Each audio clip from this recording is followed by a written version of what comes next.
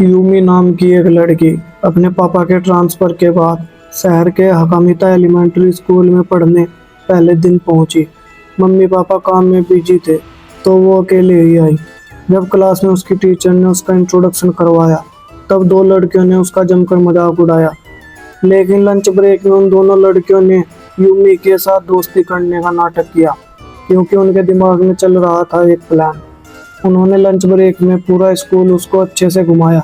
जब यूमी ने कहा कि उसको बाथरूम जाना है तो बस वहीं से उन दोनों लड़कियों की शैतानी की शुरुआत हुई। उन्होंने यूमी को बताया कि यहाँ स्कूल में एक टॉयलेट है तीसरी मंजिल पर, लेकिन वो बंद रहता है क्योंकि वहाँ पर रहती है हनाको-सान, एक मरी हुई लड़की की आत्मा जो टॉयलेट के तीसरे स्टॉल में छुपी रहती है। अगर दरवाज़ा खटखटाओ और पूछो हनाको-सान क्या तुम यहाँ हो, तो वहाँ से आवाज़ आती है हाँ मैं यहीं पर हूँ, और उसके बाद वो दरवाज़ा खटखटाने वाला इंसान हमेशा के लिए गायब हो जाता है।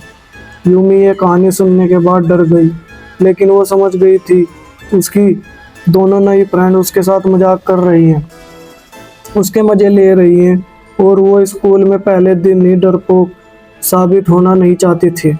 इसलिए उसने खुद से कहा चलो मैं जाकर देखती हूँ कौन है ये हनाको-सान। और बस यहीं से यूमी उन दोनों लड़कियों की चाल में फंस गई। इस स्कूल की तीसरी मंजिल दरअसल रेनोवेशन की वजह से बंद पड़ी थी।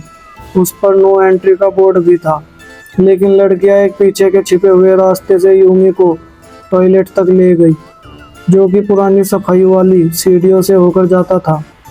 टॉयलेट बंद पड़ा था, गंदा था, पुराना था, लेकिन फिर भी यूमी ने अंदर जाकर इस टास्क को परफॉर्म किया। तीसरे स्टॉल के सामने जाकर उसने हनाको-सान को पुकारने की हिम्मत की। उसने तीसरे स्टॉल के दरवाजे को 3 बार खटखटाया, लेकिन कोई भी जवाब नहीं आया।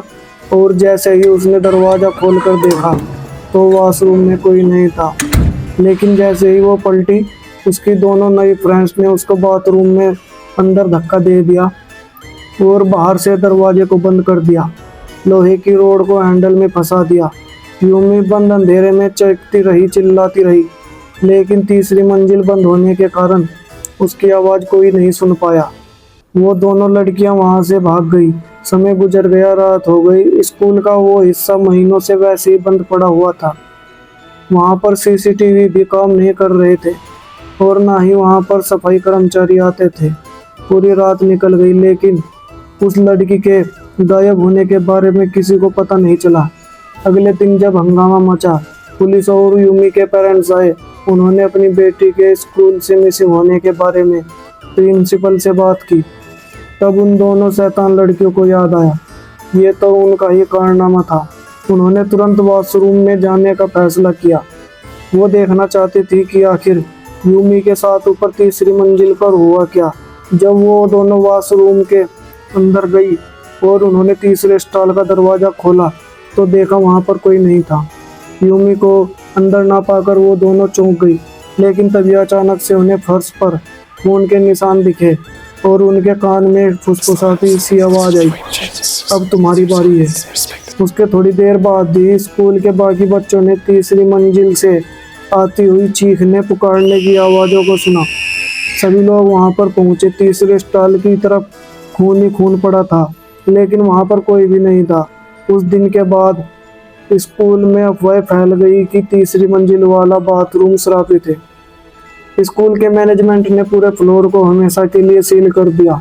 सीसीटीवी में कुछ दिखाई नहीं दिया और किसी को कुछ समझ में नहीं आ रहा था कि वो तीनों लड़कियां आखिर एक के बाद एक गायब कैसे हो गई। हालांकि ये केस हमेशा के लिए अनसोल्व रह गया, लेकिन लोग इस बात को जानते थे कि ये हनाको-सान ने किया है।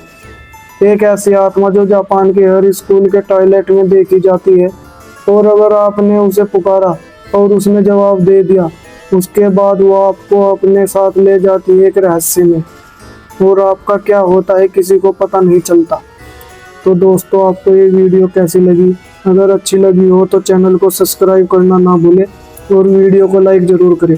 तो मिलते हैं अगली वीडियो में ऐसी ही मज़ेदार, रोमांच और डरावनी कहानी के साथ।